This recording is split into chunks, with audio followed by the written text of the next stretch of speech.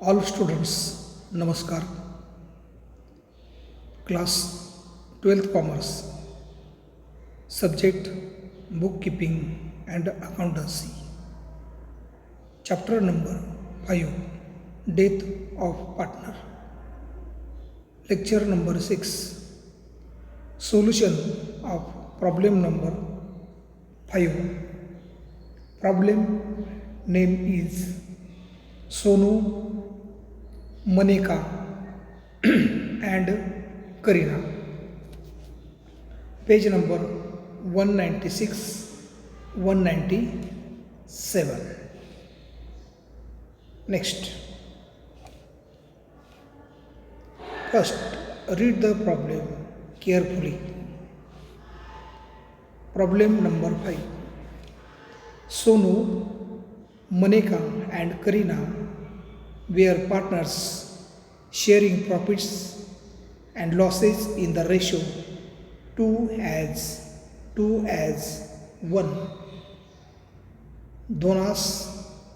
दोनास एक means 2/5, 2/5 आणि 1/5 हा त्यांचा प्रॉफिट अँड लॉसचा डिस्ट्रीब्युशनचा प्रॉफिट शेअरिंग रेशो दिलेला आहे.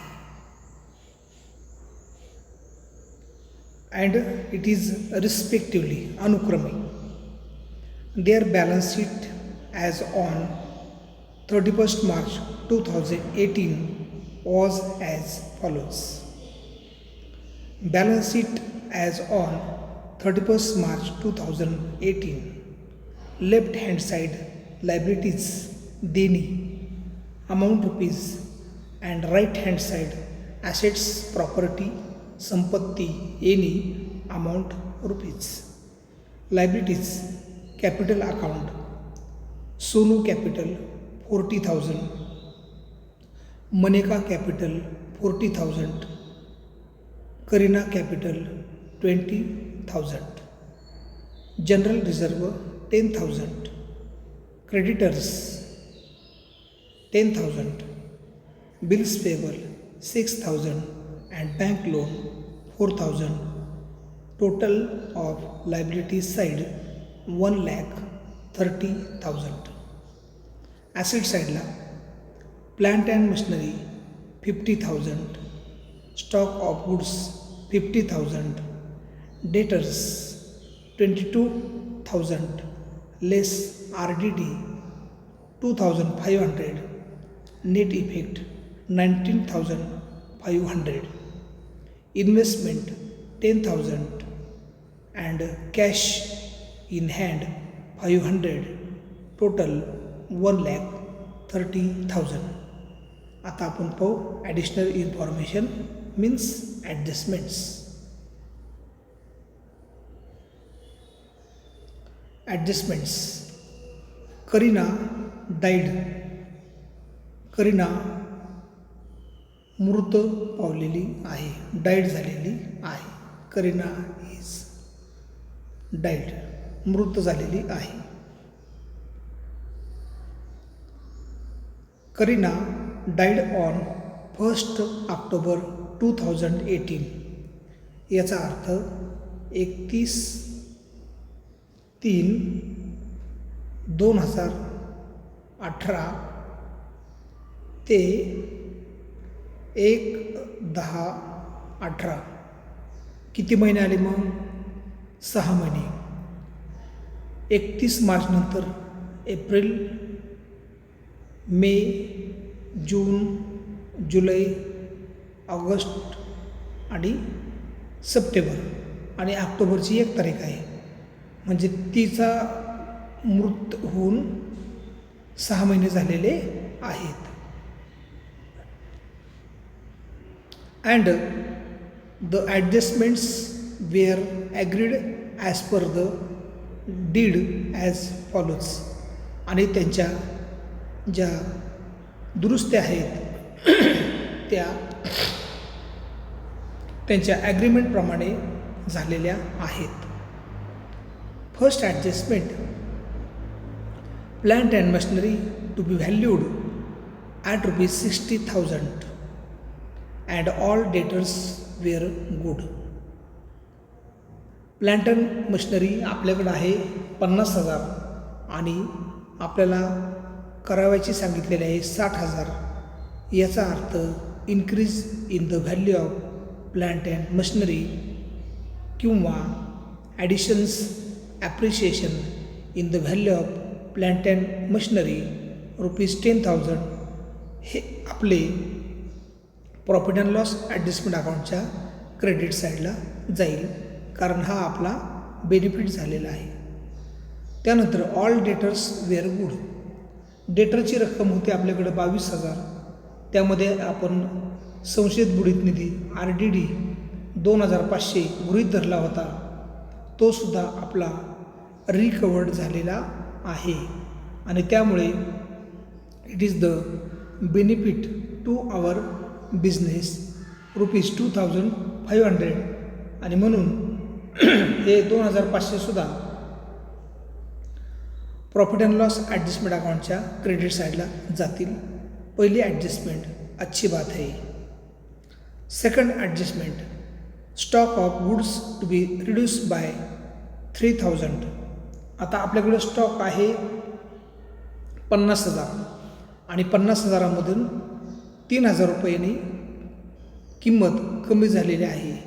मीन्स रिडक्शन और decrease in the value of stock of goods by rupees 3,000 आणि it is the depreciation loss of the business आणि म्हणून याचा इफेक्ट आपला जाईल प्रॉफिट अँड लॉस ॲडजस्टमेंट अकाउंटच्या डेबिट साईडला टू स्टॉक म्हणून 3,000 रुपये जातील, कारण हा आपला लॉस झालेला आहे.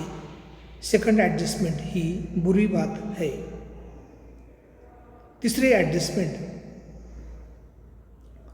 The drawings of Kareena up to the date of her death amounted to rupees 400 per month.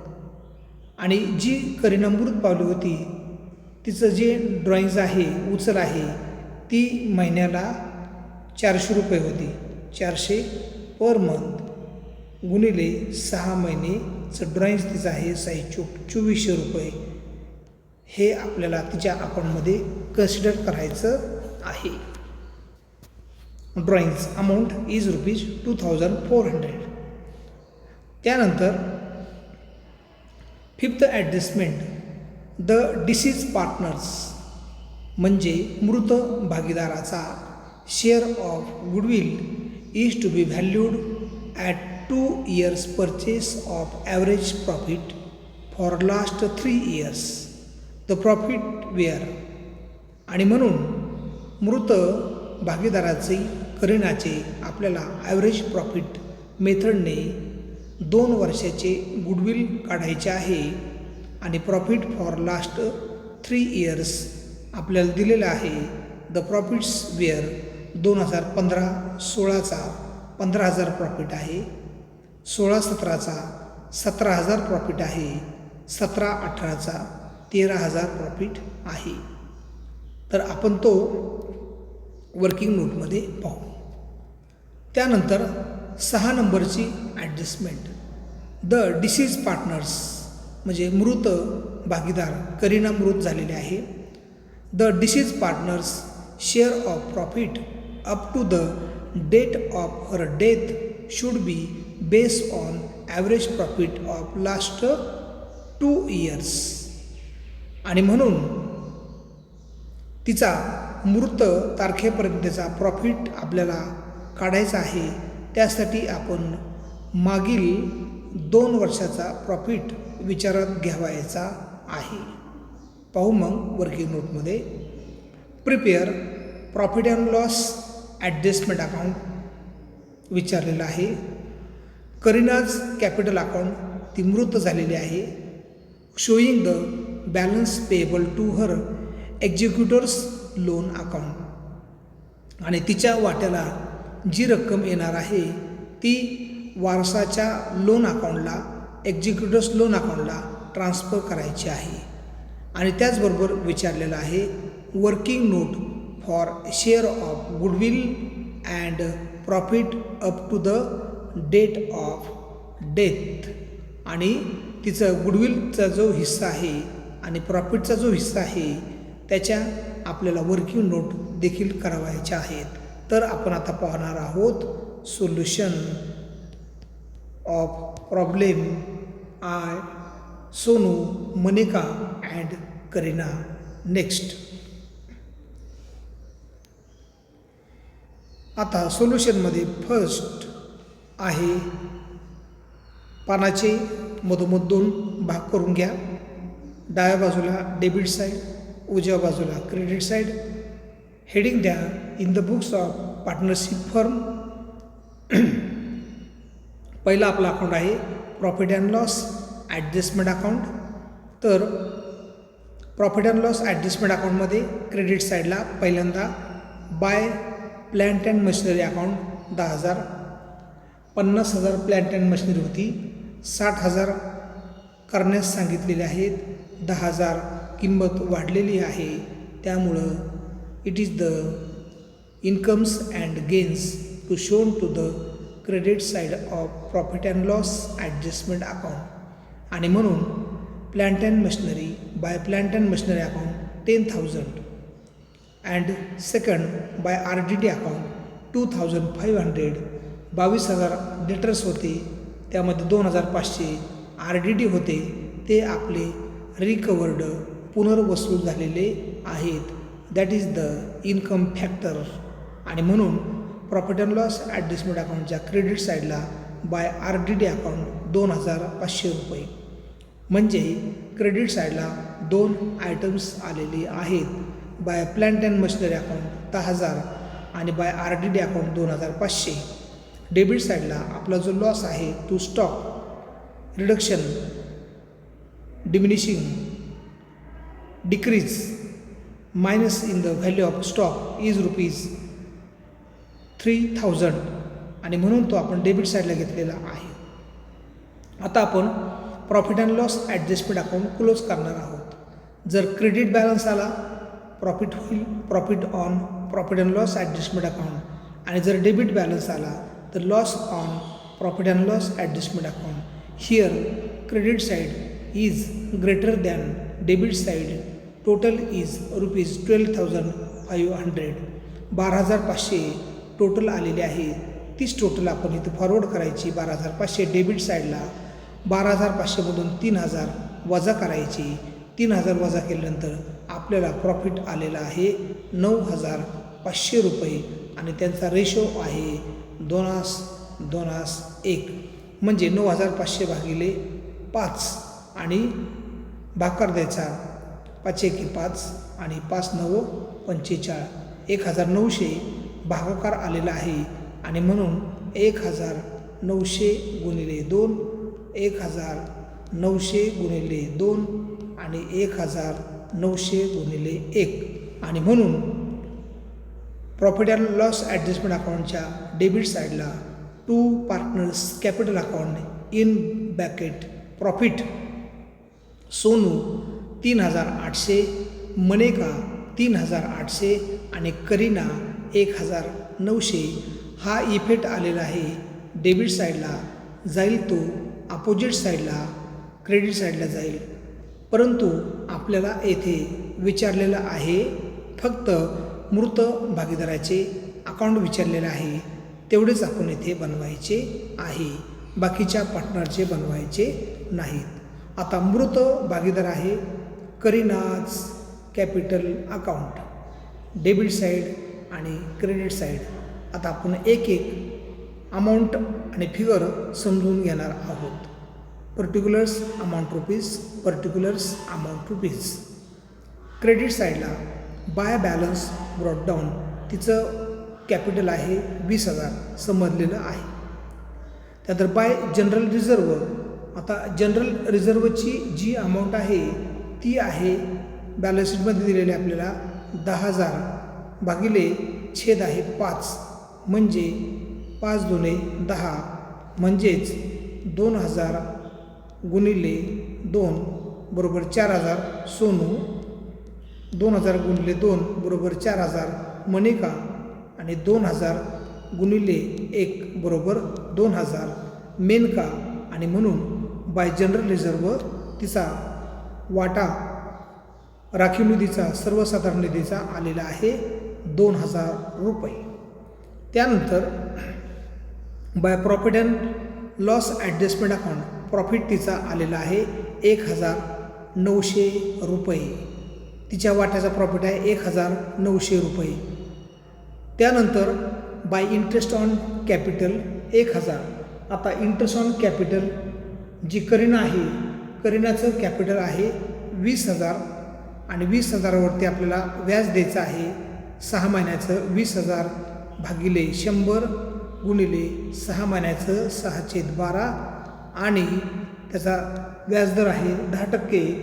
Adjustment number 4 interest on capital was to be allowed at 10% per annum.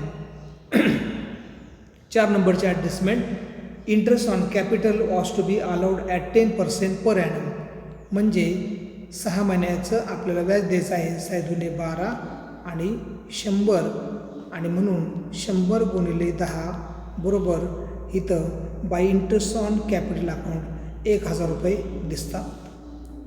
त्याच्यानंतर गुडविल बाय गुडविल अकाउंट 6000. तर आपण आता goodwill पाहूया कसं आलेलं आहे. Goodwill account 6000 कसं आलं ते पाहू. तर येथे पहा गुडविल कसं आलेलं आहे. तर कॅल्क्युलेशन ऑफ गुडविल त्यांचा रेशो आहे 2:1 म्हणजेच 2/5 2/5 आणि 1/5. इथं आपण जनरल रिझर्व्हची ॲडजस्टमेंट तुम्हाला करून दिलेली आहे. Calculation of goodwill average profit 2 method आहे, ॲव्हरेज प्रॉफिट आणि सुपर प्रॉफिट. आता आपल्याला ॲव्हरेज प्रॉफिट मेथडने गुडविल काढायचं आहे. ए आकडा ॲव्हरेज प्रॉफिट टोटल प्रॉफिट आहे 15,000 अधिक 17,000 अधिक 13,000 बरोबर 45,000 म्हणजे टोटल प्रॉफिट भागिले नंबर ऑफ इयर्स. 3 वर्षाचा प्रॉफिट आहे म्हणजे एका वर्षाचा प्रॉफिट निघेल आपल्याला 15,000 रुपये. हा आपला व्यवसायाचा सरासरी नफा आलेला आहे. आणि म्हणून बी गुडविल ऑफ द फर्म बरोबर ॲव्हरेज प्रॉफिट गुणिले नंबर ऑफ इयर्स परचेस खरेदीचे वर्ष म्हणजे बरोबर 15,000 गुणिले 2 बरोबर 15×2 30,000 रुपये हे गुडविल आलेलं आहे, फर्मचं गुडविल आलेलं आहे.